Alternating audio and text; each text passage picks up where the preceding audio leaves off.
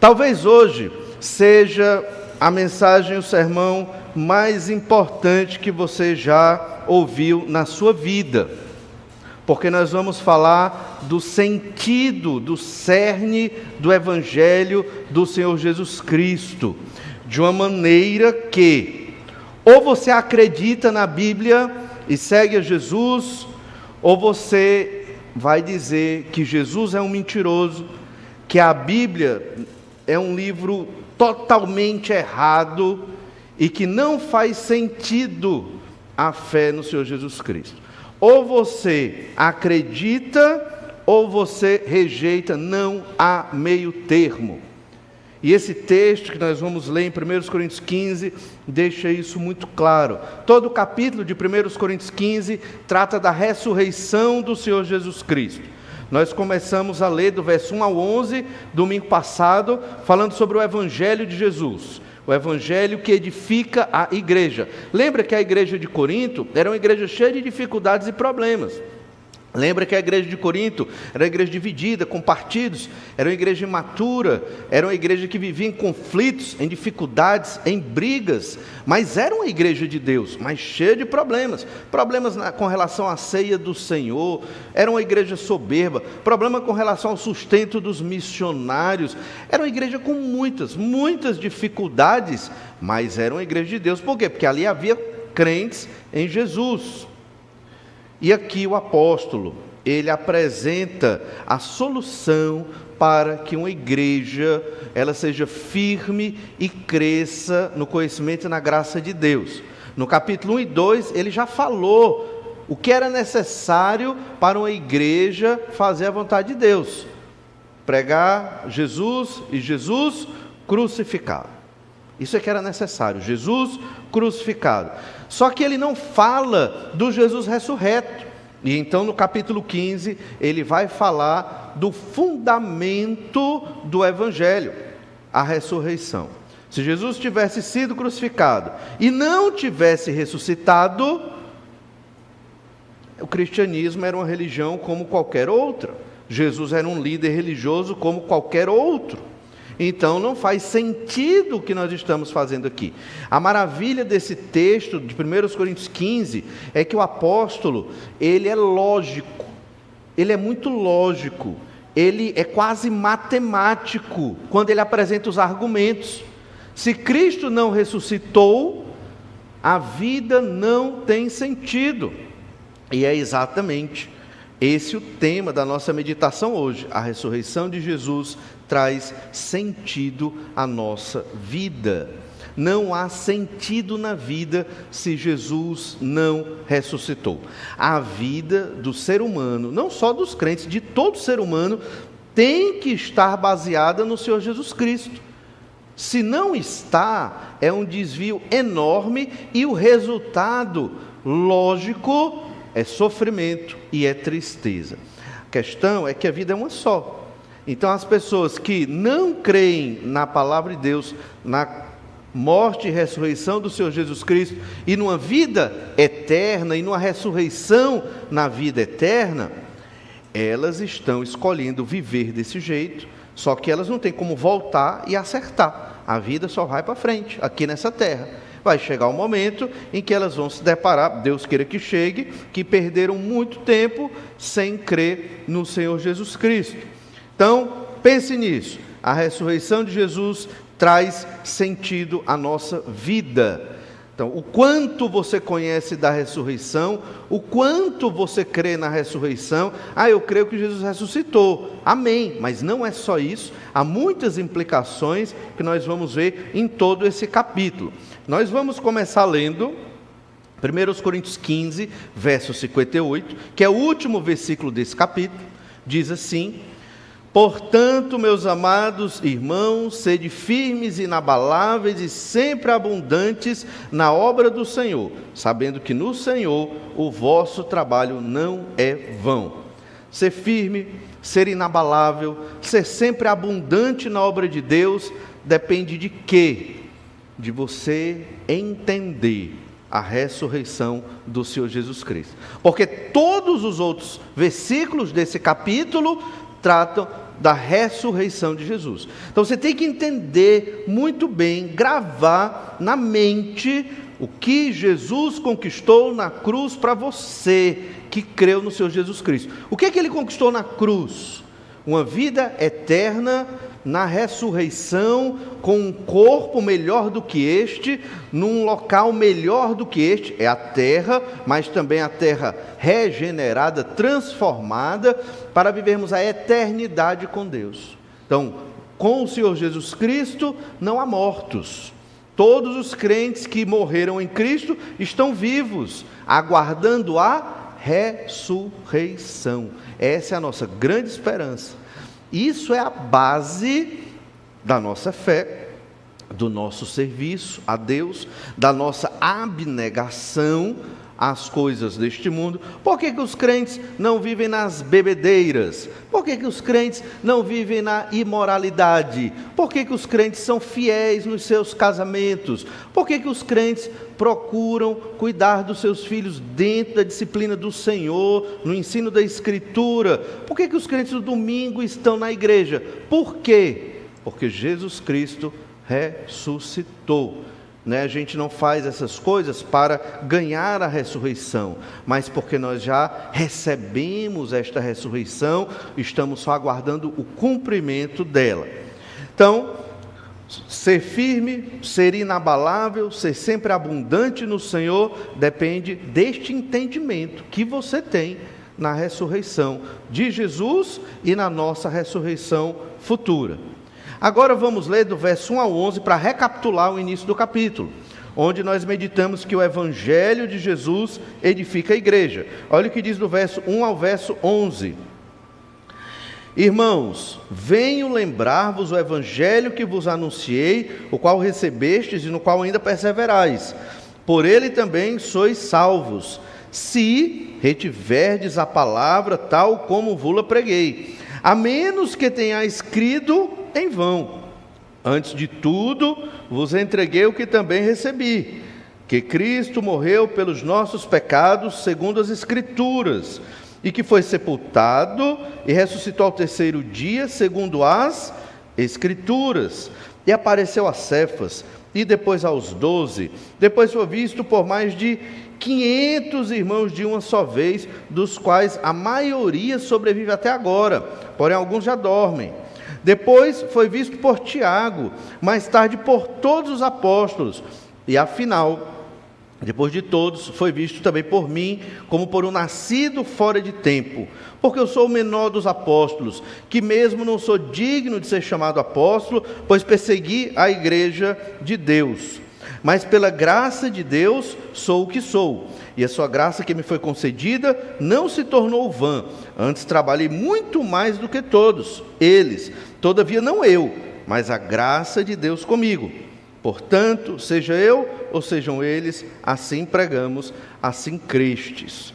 Paulo dá provas incontestes de que o Senhor Jesus Cristo ressuscitou e que ele, em corpo, esteve andando no meio ali de Jerusalém, após a crucificação, e muitos viram, e cerca de mais de 500 pessoas, crentes em Jesus, viram ele ressurreto, talvez até pegaram nele para ver ali se é Jesus, se não é um fantasma, porque podiam acreditar que era um fantasma, que era uma heresia daquele período, e até hoje alguns vêm com essa história, mas Jesus verdadeiramente ressuscitou, em corpo glorificado sim, mas ressurreto, e ficou um tempo na região de Jerusalém, da Judéia, por ali, até ser assunto aos céus. A gente lê isso no final dos evangelhos, como Mateus 28 e Atos capítulo 1 também, quando fala da subida do Senhor Jesus Cristo e do modo como ele foi, ele há de retornar. E Jesus vai retornar para quê? Não é o assunto de hoje,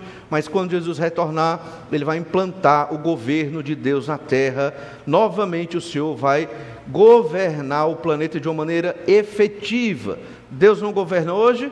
Governa. Deus é soberano sobre tudo, mas o Senhor, ele na sua benignidade, misericórdia e paciência, ele tolera os pecados e os pecadores, até o dia determinado do juízo, quando o Senhor Jesus retornará. E hoje, então, nós vamos observar que a ressurreição de Jesus traz sentido para a vida. Olhe então do verso 12 ao verso 20, é o texto que nós vamos começar a estudar hoje, do versículo 12 ao versículo 20, diz assim: Ora, se é corrente pregar-se que Cristo ressuscitou dentre os mortos, como, pois, afirmam alguns dentre vós que não há ressurreição de mortos? E se não há ressurreição de mortos, então Cristo não ressuscitou. E se Cristo não ressuscitou, é vã a nossa pregação e vã a vossa fé. E somos tidos por falsas testemunhas de Deus, porque temos asseverado contra Deus que Ele ressuscitou a Cristo, ao qual Ele não ressuscitou, se é certo que os mortos não ressuscitam. Porque se os mortos não ressuscitam, também Cristo não ressuscitou. E se Cristo não ressuscitou, é vã a vossa fé, e ainda permaneceis nos vossos pecados. E ainda mais, os que dormiram em Cristo pereceram. Se a nossa esperança em Cristo se limita apenas a esta vida, somos os mais infelizes de todos os homens. Mas de fato, Cristo ressuscitou dentre os mortos, sendo Ele as primícias dos que dormem. Então você percebe que esse texto, ele é muito claro, muito lógico, muito elucidativo.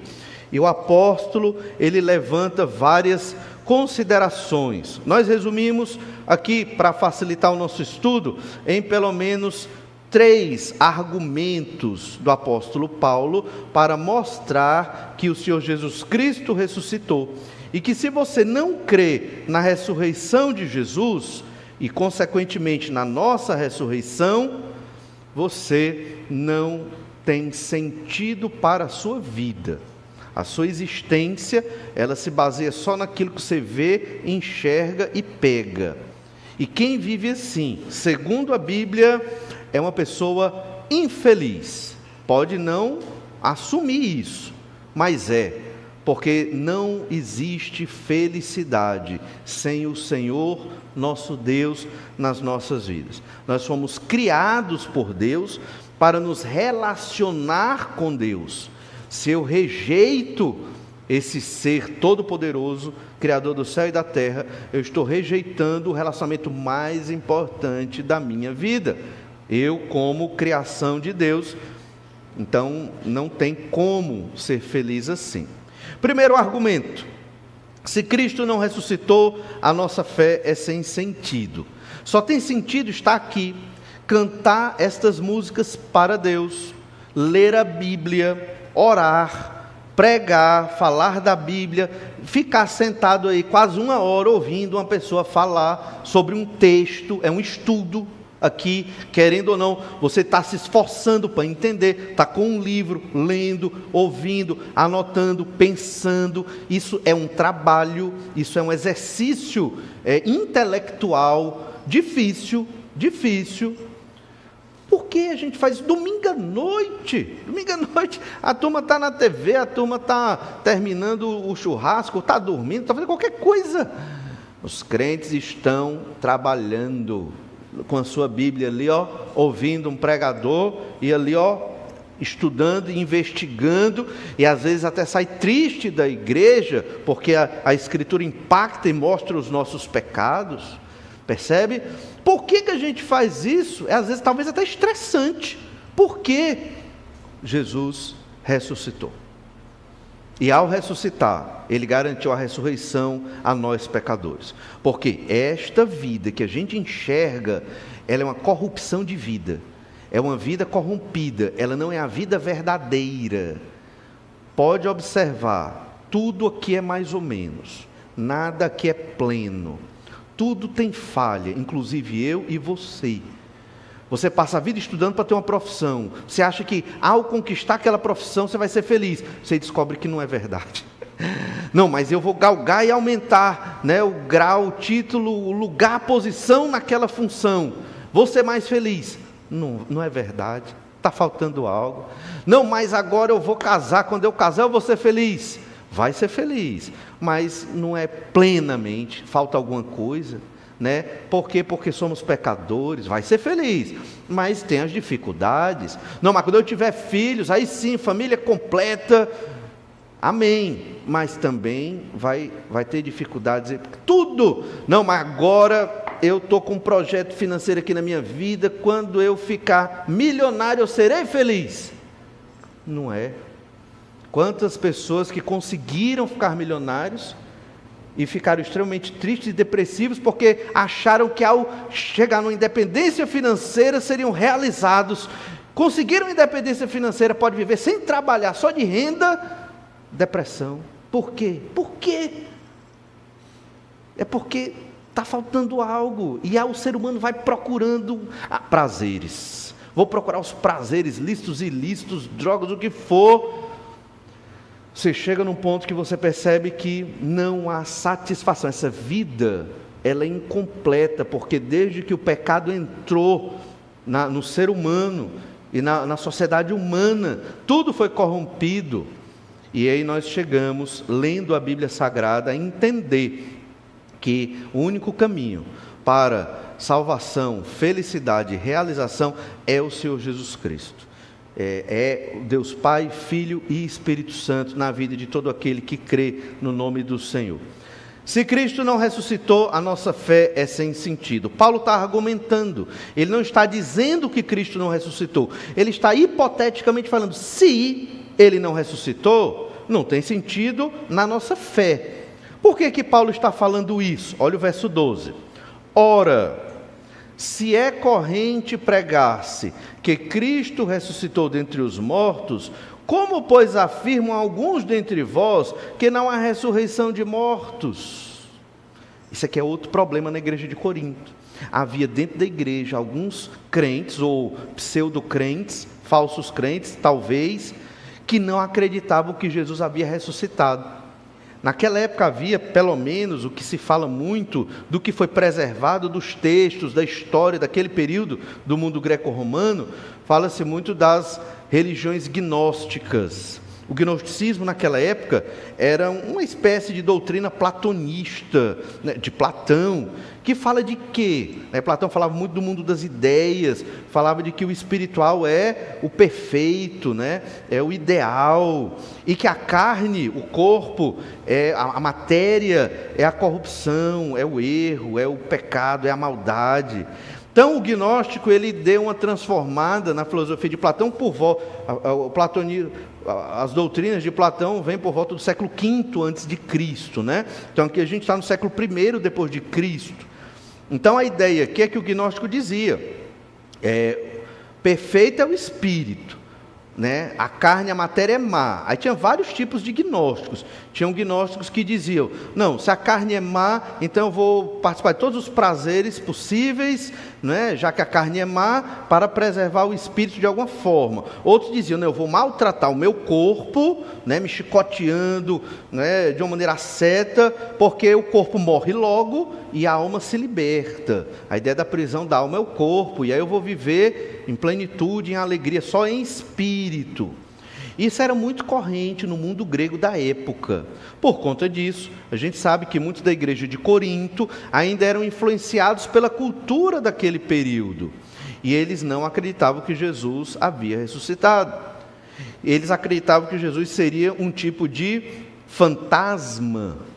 Então Jesus, quando veio à terra, era apenas um fantasma. Como crucifica um fantasma? Então não houve crucificação. Como foi a crucificação? Então, isso abala tudo o que Jesus mesmo falou, o que o Antigo Testamento falou sobre a morte e a ressurreição do Senhor Jesus Cristo e, consequentemente, sobre a nossa salvação e ressurreição. Então, Paulo, ele está argumentando aqui para mostrar àqueles irmãos que Jesus ressuscitou. E se ele não ressuscitou, a vida não tem sentido. Ele começa com a fé não teria sentido aqui. É interessante também na cultura grega, pensando no mundo dos mortos, para a gente entender um pouco do que Paulo vai argumentar aqui. O mundo dos mortos para os gregos era o Hades. Para o cristão, pela Bíblia, nós temos o céu e o inferno, e quando Jesus retornar, quem está nesse céu, nessa dimensão onde Deus habita hoje, que a gente pode chamar de céu presente, vai ressuscitar, vai ser transformado e vai estar com um novo corpo, provavelmente, certamente, no dia do arrebatamento da igreja, pelo menos, e posteriormente tem a ressurreição dos santos do Antigo Testamento e dos santos da tribulação, e aí compõem todos os crentes de todo o período da humanidade, todos ressurretos. Daniel, capítulo 12, verso 12, já falava da ressurreição, e o anjo disse para Daniel, Daniel, encerra a visão e aguarda o dia que você vai ressurgir, vai ressuscitar. Então há uma ressurreição dos crentes do Antigo Testamento, eles sabiam disso, estão aguardando essa ressurreição. A gente lê lá em Lucas 16, do 19 em diante, naquela história que Jesus conta sobre o rico e o mendigo Lázaro, que Abraão está lá no seio de Abraão, que é o local, o céu presente, onde os crentes estão lá. Os do Antigo Testamento, os do Novo Testamento, da Nova Aliança, nossos irmãos em Cristo que partiram, aguardando a ressurreição. Para os gregos não era assim. Para os gregos havia o mundo dos mortos, o Hades. E no Hades haviam departamentos. Então havia o céu, o local dos mortos bons, dos heróis, dos mitos, chamado Campos Elíseos. Já viu uma rua chamada Campos Elíseos? Quase toda cidade tem uma rua chamada Campos Elíseos. Já notou no Brasil? Quase, eu não vou arriscar toda porque eu não fiz essa pesquisa, mas quase toda cidade tem uma rua chamada Campos Elíseos. Esse nome é o nome que os gregos davam ao local dos que morreram e que eram bons, porque eram heróis de guerra, eram mitos ali, pessoas célebres na história dos gregos. Mas os gregos criam também no local chamado Tártaro, que era onde os maus, os ruins, os perversos eram jogados. Mas veja, era tudo dentro do mundo dos mortos. Não havia, na mente do grego, ressurreição. Todo mundo ficava espírito nos Campos Elíseos, espírito no mundo dos mortos. Outros mitos falam que os mortos eles vinham. Eles surgiam para se alimentar, mas não era um zumbi, certo? Era o espírito. Aí sabe onde eles enterravam os mortos? Na sala de estar da casa. Aí ficava terra aparente ali. Isso tanto gregos como hindus como romanos, certo? E aí eles naquela época colocavam um copo de leite, um pão, uma fruta, para o seu ancestral vir se alimentar. Quando era no outro dia, 2 dias depois, o que é que acontece com o leite, o pão, a carne, a fruta? Ela apodrece, né? Olha, o espírito que veio se alimentar daquele alimento. Eles pensavam assim. E aí eles cultuavam os deuses do lar. Né? Essa era a mentalidade idólatra do grego. Eles não criam que havia uma ressurreição. Consequentemente, alguns convertidos cristãos de Corinto estavam indo nesses pensamentos, não acreditando na ressurreição. E muitos dos crentes modernos esquecem que vão ressuscitar e pensam que vão ser almas vagantes. Aquela ideia de um céu azul e branco, e eu lá com os anjos na harpa, aquela coisa toda cantando, que a gente vê no livro do Apocalipse, essa dimensão celestial, os louvores nos céus. Mas lembre-se, esse é o céu presente, esse céu vai descer na terra.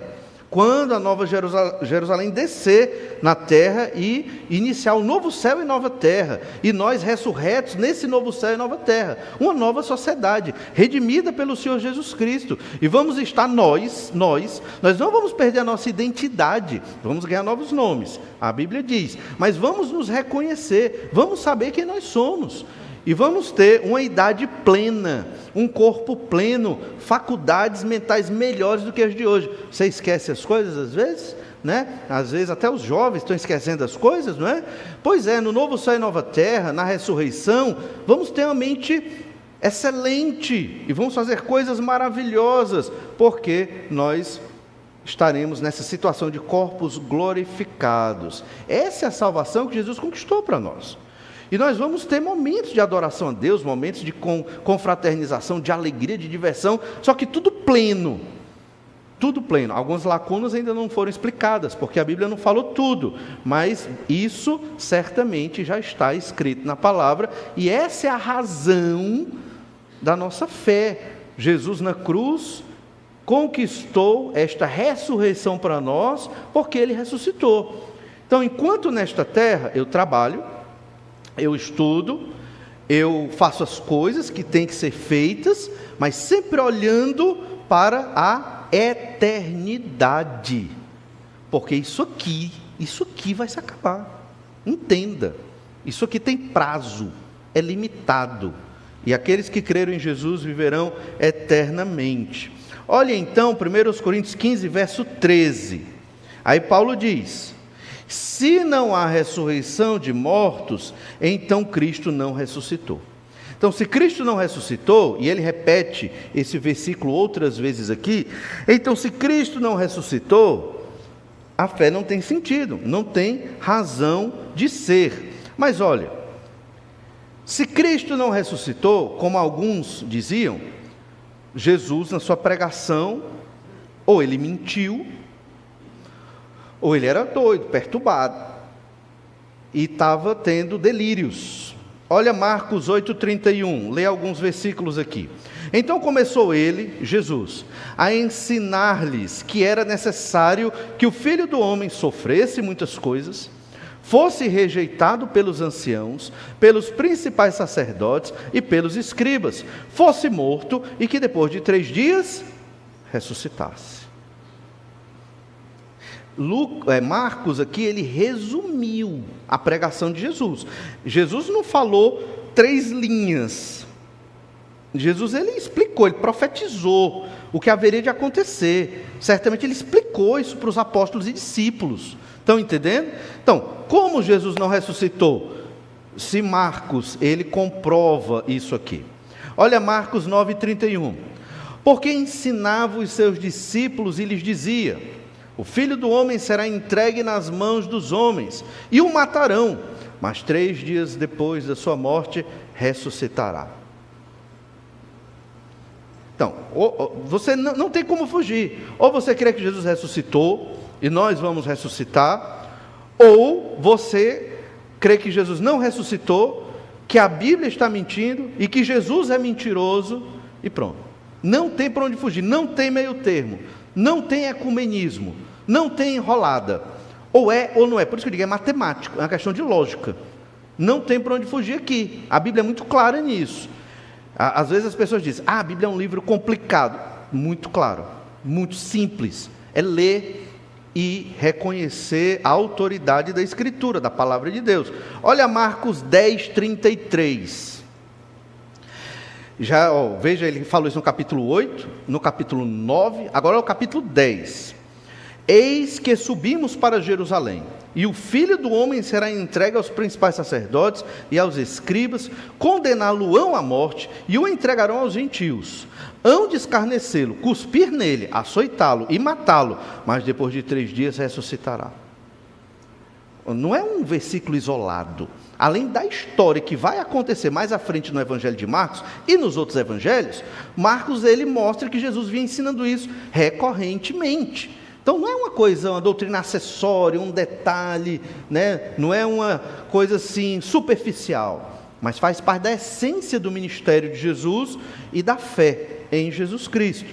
Agora olha o Evangelho de João, capítulo 2, verso 19. Jesus lhes respondeu, João 2,19, Jesus lhes respondeu: destruí este santuário e em 3 dias o reconstruirei. Replicaram os judeus: em 46 anos foi edificado este santuário, e tu em 3 dias o levantarás? Ele, porém, Jesus, se referia ao santuário do seu corpo. Quando, pois, Jesus ressuscitou dentre os mortos, lembraram-se os seus discípulos de que ele dissera isto, e creram na Escritura e na palavra de Deus. Então Jesus, ele sempre ensinou: eu vou morrer na cruz e vou ressuscitar, vou preparar lugar para vocês que creram em mim. Jesus ensinou de forma muito clara. Durante o ministério de Jesus, o incrível é isso, durante o ministério de Jesus, Parece que os apóstolos e os discípulos não estavam entendendo tudo isso. Isso é curioso, porque o Antigo Testamento fala de ressurreição, mas eles, não sei exatamente o motivo, mas eles estavam receosos. Eles achavam que Jesus ia implantar o reino de Deus talvez naquele momento, em breve. Por isso que estavam disputando quem vai ficar ao lado do trono de Jesus. Só que o projeto de Jesus era iniciar o reino de Deus, subir aos céus depois da sua ressurreição e retornar na sua segunda vinda. Esse é o projeto do Senhor Jesus. Isso é profetizado no Antigo Testamento. Talvez não fica claro nas profecias do Antigo Testamento essa primeira e segunda vinda, mas está lá na profecia. Mas parece que vai ser uma coisa só. Mas Jesus, ele divide isso. E sabe quando que Jesus ele dividiu entre a sua primeira vinda e a segunda vinda? A gente não vai aprofundar aqui, mas foi em Lucas capítulo 4. Quando Jesus estava lá na sinagoga, em Nazaré, pregando Isaías 61, e aí ele fala, o Espírito de Deus está sobre mim, me ungiu para anunciar, e ele continua, e aí ele lê, e apregoar o ano aceitável do Senhor, e ele fecha o livro. Todo mundo ficou espantado. Por quê? Um rabino, na mente da sinagoga, um rabino como Jesus, não leu o texto direito? O que foi que aconteceu? Não é que Jesus errou. É porque ele marcou o ano aceitável do Senhor, é esse período em que o Messias, o Filho de Deus, está na terra, em carne, ministrando, pregando, fazendo sinais e milagres, e vai morrer numa cruz e vai ressuscitar. E o dia da vingança do nosso Deus, que é a continuação do versículo lá de Isaías 61, verso 2, é quando o Messias vai voltar. Aí é um Jesus diferente. O Jesus de Apocalipse capítulo 1 e de todos os juízos de Deus no livro do Apocalipse vem de Jesus Cristo, mas não é aquele cordeiro manso que foi sacrificado. Ele vem como o juiz para julgar a humanidade pelos seus pecados. Lá em Mateus 27, 63, ainda lemos, disseram-lhe, Senhor, lembramo-nos de que aquele embusteiro, enquanto vivia, disse, depois de 3 dias ressuscitarei. Até os inimigos de Jesus, eles sabiam que Jesus ensinava isso. Até os inimigos de Jesus o chamavam de embusteiro, de enganador, sabiam que Jesus ensinava e pregava sobre a ressurreição. Então, se Jesus não ressuscitou, qual o sentido da fé? Jesus é um mentiroso. Jesus ele está completamente errado. Ele não é Deus. E alguns acreditam nisso mesmo, não é? Por isso que Paulo ele deu testemunhas. Hoje talvez você não perceba o impacto disso, mas 500 pessoas, muitas delas vivas, viram Jesus em Jerusalém. Não foram 5, nem 6, nem 10. 500 pessoas. É quase, 2 vezes, quase 3 vezes todos nós aqui. É muita gente. E viu Jesus ressurreto, andando em Jerusalém. Então não tem como dizer que ele não ressuscitou. Então, volta lá para 1 Coríntios capítulo 15, verso 14, Paulo continua no argumento, e o apóstolo diz assim, e se Cristo não ressuscitou, é vã a vossa pregação, e vã a vossa fé. Então veja, se Cristo não ressuscitou, a fé cristã na vida eterna é inútil. Se Cristo não ressuscitou, não tem sentido você crer numa vida eterna, realmente. Mas Jesus ressuscitou. Os apóstolos, eles pregavam sobre a fé cristã, eles pregavam sobre a vida eterna. Quando nós chamamos alguém aqui, como o seu Gustavo, nosso irmão em Cristo, para testemunhar da sua fé em Jesus, é porque ele certamente entregou a sua vida ao Senhor Jesus Cristo e pediu para Jesus salvá-lo, e Jesus vai salvá-lo. Por quê? Porque ele se arrependeu dos seus pecados. Então, todo aquele pecador que se arrepende dos seus pecados, confessa diante de Deus e pede para Jesus salvá-lo, Jesus vai salvá-lo. Isso se chama graça, é a graça de Deus. Você não paga, você não faz penitência, você não faz boas obras, você simplesmente suplica, Senhor, me salva, eu estou perdido, eu preciso da tua salvação, na vida presente e na vida futura. Quem não tem Cristo não tem vida futura, tem morte futura. Então aqui o apóstolo diz: se Cristo não ressuscitou, é vã a nossa pregação e vã a nossa fé. Recapitulemos um pouco aqui sobre a ressurreição. Outro dia eu falei lá de José. Gênesis 50, verso 24, fala desta ressurreição. Olha o que José diz. Disse José a seus irmãos: eu morro, porém Deus certamente vos visitará, e vos fará subir desta terra, para a terra que jurou dar a Abraão, Isaque e Jacó. José fez jurar os filhos de Israel, dizendo: certamente Deus vos visitará, e fareis transportar os meus ossos daqui. Morreu José da idade de 110 anos, embalsamaram-no e o puseram num caixão no Egito. E quando eles foram para a terra de Canaã, no Êxodo, que é o segundo livro aqui, levaram o caixão de José, porque José já entendia que Deus ia visitar Israel. Essa é uma expressão que se refere a Deus cumprir as suas promessas de restaurar o homem do pecado na ressurreição. Deus vai visitar vocês. E onde Deus vai visitar vocês? Na terra que Ele prometeu a Abraão, Isaque e Jacó. Então levem meus ossos para lá, porque eu quero ressuscitar também. Esse era o entendimento, provavelmente, de José aqui, para ter seus ossos lá. Óbvio, é a ideia, José não compreendia todas as coisas, a revelação que ele tinha era muito pouca, certamente, a revelação que José tinha era oral, né, passado Abraão, Isaque, Jacó, então, ele não tinha, provavelmente, textos escritos, como nós temos. Moisés foi quem começou a escrever, né, Gênesis, Êxodo, Levítico, então não tinha o texto escrito. Se tivesse, era pouca coisa, mas não tem informação sobre isso, não existe documento sobre isso. Então, ele entendia, José, que iria ressuscitar e queria os seus ossos lá na terra prometida, a terra de Canaã, porque Deus ia visitar o povo. Olha o que Jó diz, Jó 19, 25. O livro de Jó, ele foi escrito provavelmente ali no período de Abraão, período dos patriarcas. Por quê? Tem vários indícios para isso, né? Mas a gente não vai entrar aqui por causa do nosso tempo. Mas Jó 19, 25 diz assim: porque eu sei que o meu Redentor vive e por fim se levantará sobre a terra. É uma referência também à ressurreição do Senhor Jesus Cristo, né? E consequentemente daqueles que creem em Jesus. O profeta Daniel já dá um salto enorme para ali o final do cativeiro babilônico. Daniel já com uma idade avançada aqui, mais de 80 anos, Daniel 12, verso 2. Muitos dos que dormem no pó da terra ressuscitarão. Dormir no pó da terra não é dormir literalmente, isso aqui é uma figura para abrandar a morte, morreram. Muitos dos que morreram, dormem no pó da terra, ressuscitarão, uns para a vida eterna, outros para vergonha e horror eterno.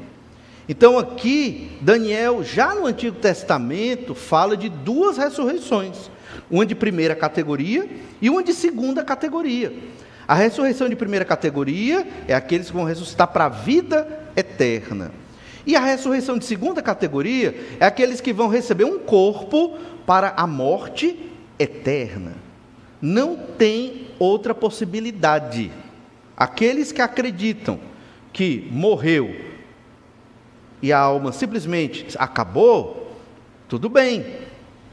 Mas você pode acordar, se não creu em Jesus, nesse local da morte eterna, aguardando a ressurreição dos ímpios, daqueles que não creram em Jesus e escolheram rejeitar Deus e viver a sua vida do jeito que você quer.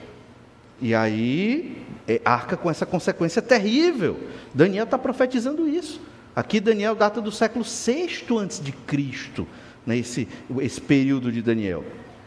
E então, o Senhor Jesus Cristo, lá em João, capítulo 5, verso 28 e 29, fala basicamente a mesma coisa de Daniel. Mas olha o que Jesus diz: não vos maravilheis disto, porque vem a hora em que todos os que se acham nos túmulos ouvirão a sua voz e sairão.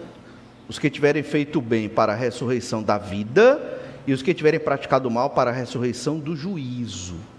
Duas ressurreições. Ressurreição da vida, ressurreição do juízo. Aqui, quando você lê feito bem, não pense que é boas obras. Não, não é. Dentro de tudo que Jesus fala aqui, feito bem, certamente, é a imputação das obras de Jesus sobre a vida dessa pessoa, né? E praticado o mal é você escolher viver no seu pecado, do seu jeito, da sua vida. A vida é minha, eu faço o que eu quero, é o que você pensa. Existe um Deus soberano e todo-poderoso. Ele criou todas as coisas. Quem nasce foi Deus.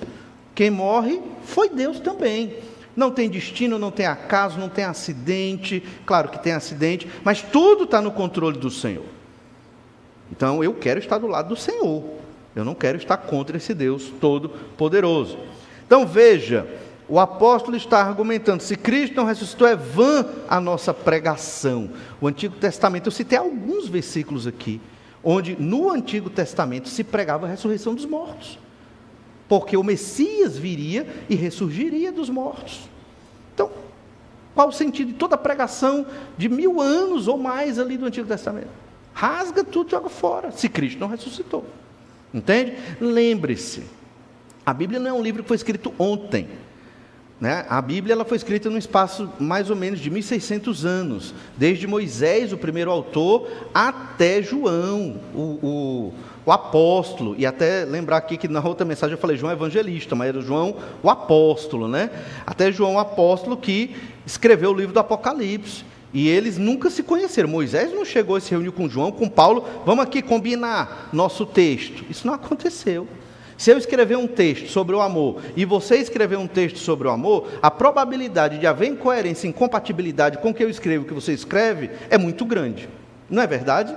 Eu posso escrever uma coisa que não vai combinar com o que você vai escrever. Só que a gente vive no mesmo contexto social, a mesma língua, mesma cultura, e ainda assim podemos nos contradizer. Não é verdade? Isso não acontece? Pois a Bíblia, 1600 anos, sem internet, sem teclado. Tu está entendendo? E esses textos foram preservados até hoje. Moisés, eu não sei se Moisés sabe disso, mas ele ia cair para trás. O Pentateuco está na internet, os 5 primeiros livros da Bíblia. Está entendendo? E esse texto foi preservado, e não há contradição na Escritura. É um negócio, é um milagre. Não existe texto na humanidade tão bem preservado. Faça uma pequena pesquisa no Google que você vai ver isso. Você tem a Ilíada e a Odisseia, que são textos gregos, tem poucas cópias. Né? O Novo Testamento grego, né, tem mais de 10.000 cópias. Só. Nos museus espalhados pelo mundo, universidades, e os pesquisadores estão com as cópias lá, comparando. Então, não tem como dizer que isso é mentira. Não existe texto antigo tão bem preservado, cuidado, não existe. Fora que a Bíblia é o livro mais traduzido e lido em todo o mundo, até hoje com a internet, e será até a volta do Senhor Jesus Cristo. É a palavra de Deus. E além de tudo isso, óbvio que são argumentos racionais e lógicos, mas além de tudo isso, essa palavra, ela realmente penetra como espada nas nossas mentes e corações, e é o Espírito Santo de Deus que usa esse texto para nos mostrar nosso pecado, a necessidade da fé em Jesus e que o juízo de Deus vai vir. Então nós queremos, obviamente, estar junto do Senhor. E então, se Jesus Cristo não ressuscitou, os apóstolos são mentirosos, são falsas testemunhas. Olha 1 Coríntios 15, verso 15. E somos tidos por falsas testemunhas de Deus, perdão, porque temos asseverado contra Deus que Ele ressuscitou a Cristo, ao qual Ele não ressuscitou, se é certo que os mortos não ressuscitam. Veja a lógica, se é certo que os mortos não ressuscitam, nós estamos pregando errado, somos mentirosos, ou somos testemunhas falsas, porque nós estamos pregando que Deus ressuscitou Jesus, e que todos aqueles que crerem em Jesus vão ressuscitar. Então nós somos falsas testemunhas, os 12 apóstolos. Importante lembrar, Atos 1, 21 a 26. Esse texto fala de um dos credenciais do apostolado, que era ver Jesus ressurreto. Ali, quando eles estavam escolhendo o substituto para Judas, o traidor que se matou, eles deram algumas credenciais aqui. Ele diz assim, verso 21, é necessário, pois, que dos homens que nos acompanharam todo o tempo que o Senhor Jesus andou entre nós, começando no batismo de João, até o dia em que dentre nós foi levado às alturas, um destes se torne testemunha conosco da sua ressurreição. Então, para ser apóstolo, você tinha que estar com Jesus, desde o batismo de João Batista ali, até a ascensão de Jesus. Tinha que ser uma testemunha ocular de que viu Jesus ressurreto. Percebe? Então, se os apóstolos dizem que viram Jesus ressurreto, e não existe ressurreição dos mortos, eles são falsas testemunhas ou mentirosos. É aqui que Paulo quer chegar. E se Jesus Cristo não ressuscitou, não há sentido na fé, não há sentido na vida, não há sentido na pregação, acabou, tudo desmorona na fé cristã. 1 Coríntios 15, 14. E se Cristo não ressuscitou, é vã a nossa pregação e vã a nossa fé. Efésios 2, 20 diz assim: edificados sobre o fundamento dos apóstolos e profetas, sendo ele mesmo Cristo Jesus a pedra angular. Então, a vida perde o sentido, porque se Cristo Jesus e o ensino é a pedra angular, e a igreja está fundamentada sobre o ensino dos apóstolos sobre Jesus Cristo, e Cristo não ressuscitou, hipoteticamente falando, como alguns de Corinto acreditavam, não tem sentido na fé. Então, para que igreja? Algumas pessoas vêm para a igreja procurando amizade, outras pessoas vêm procurando cura psicológica, cura emocional, cura física, cura financeira, procurando cura. As pessoas vêm para a igreja procurando paz, tranquilidade, respostas e muitas coisas. As pessoas vêm para a igreja procurando isso, ajuda. E eu não estou dizendo que a igreja não possa ajudar, devemos ajudar uns aos outros, estar fortalecendo uns aos outros, mas nós temos que entender a razão que nos une na igreja do Senhor Jesus Cristo. O sentido para a nossa vida é o fato de que Jesus morreu na cruz para nos livrar da condenação dos nossos pecados e ressuscitou, garantindo ressurreição para nós. Nós vamos ver na sequência do texto que a morte é o nosso grande inimigo. Satanás também, o diabo, mas a morte é o nosso grande inimigo. Ninguém quer morrer. Ninguém quer morrer, porque é um inimigo natural. Na verdade, penso eu, nós não fomos criados para morrer. Por isso que tinha a árvore da vida, lá no jardim do Éden. Nós somos criados para viver. Mas o pecado corrompeu o nosso ser, acabou conosco. A nossa mente foi corrompida, foi maltratada, foi digamos assim, maculada. E a partir daí nós não temos mais nada pleno, tudo é manchado, tudo é corrompido, os relacionamentos, tudo que você quer fazer certo, você consegue até certo ponto, depois você não consegue mais. Pior, você acha que conseguiu, você está se enganando, é outro erro. Então é erro em cima de erro. O pecador, mesmo redimido por Jesus, ele erra demais. É porque a natureza do pecado está em nós. Então nós estamos na igreja, e a razão de estar na igreja, o sentido da fé e da pregação da Bíblia Sagrada, a cada domingo, a cada dia que você lê sua Bíblia, é você perceber o sentido e a razão da sua existência. Por que você existe? Qual a sua relevância nesse mundo? Essas perguntas são importantíssimas para você ter saúde mental, para você ter uma vida ajustada. Por que eu existo? Para a glória de Deus. Quem sou eu? Fui criado por Deus e me corrompi no meu pecado e fui salvo pelo Senhor Jesus Cristo. Eu não sou uma evolução de um símio ou de um lagarto. Eu não sou uma coincidência ou fruto do acaso. Eu sou a excelência da criação de Deus. Um ser criado racionalmente. Eu não sou uma confusão. Aconteceu um acidente ali, um raio, átomos, água, surgiu uma ameba. Bilhões de anos, está aí um ser humano. Não é assim.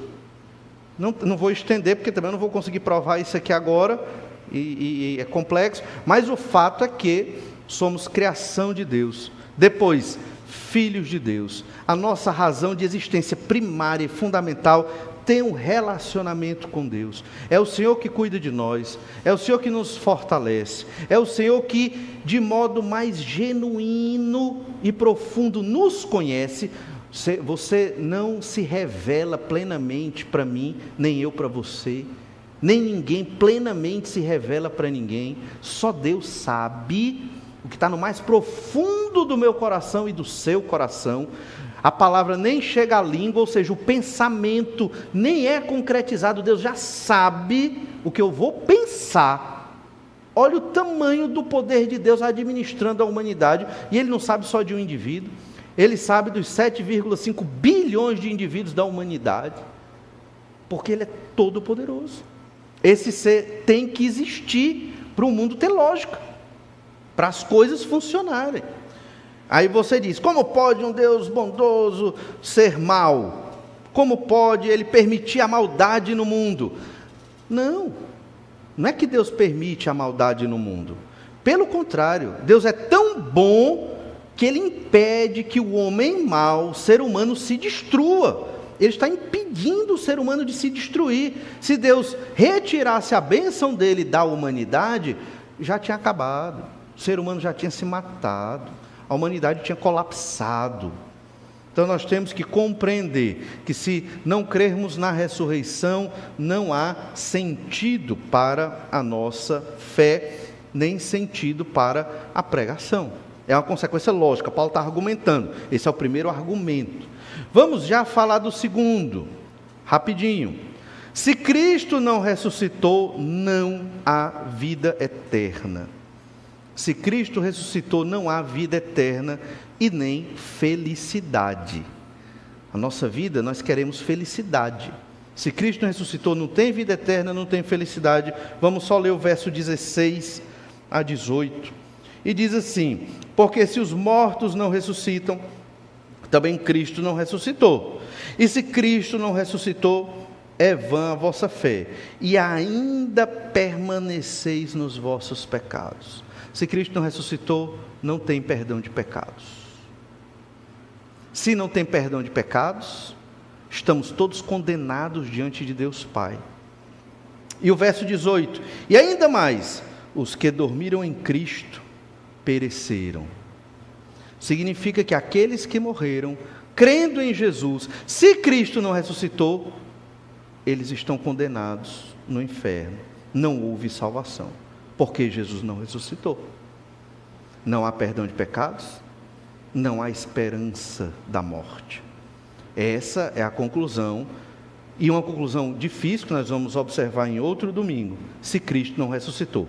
Mas no verso 20 Paulo garante: mas de fato Cristo ressuscitou dentre os mortos, sendo Ele as primícias dos que dormem. Nossa vida tem sentido porque o Senhor Jesus ressuscitou.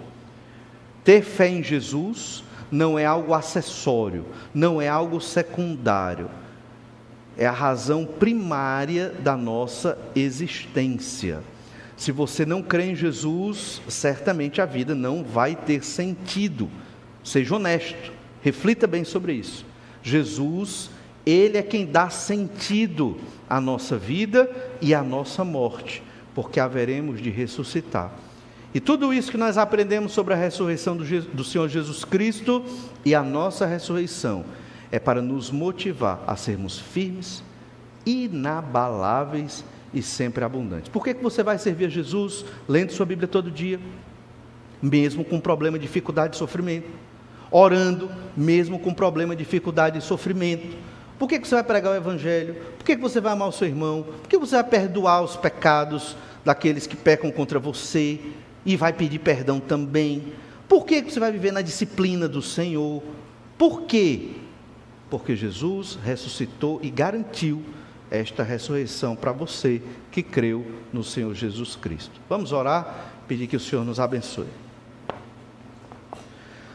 Obrigado, Senhor, pela bênção que o Senhor nos dá de refletir nesse texto tão maravilhoso, que de modo tão lógico nos mostra o quanto nós devemos estar, Senhor Deus, entendendo a ressurreição do Senhor Jesus Cristo e a nossa futura ressurreição e os fundamentos da nossa fé, para podermos, ó Pai, te servir melhor, com firmeza, com dedicação, compreendendo, entendendo quem nós somos, filhos teus, redimidos pelo sangue do Cordeiro, entendendo que a fé não é algo secundário, pelo contrário, é fundamental na vida de todo ser humano, a fé genuína no Senhor Jesus Cristo. Por isso que todos têm que vir a crer no Senhor Jesus, dentro daquilo que o Senhor tem determinado. Ajuda-nos, Senhor, a sermos firmes, inabaláveis e sempre abundantes na obra do Senhor, não por outras razões, mas pelo fundamento correto, a fé em Jesus e a ressurreição dos mortos. É o que nós te pedimos em nome do Senhor Jesus Cristo. Amém. Deus lhe abençoe nessa semana. Temos um tempo de oração silenciosa, você pode orar silenciosamente agora, e em seguida o nosso tempo de comunhão lá atrás. Deus abençoe, uma boa noite e até breve.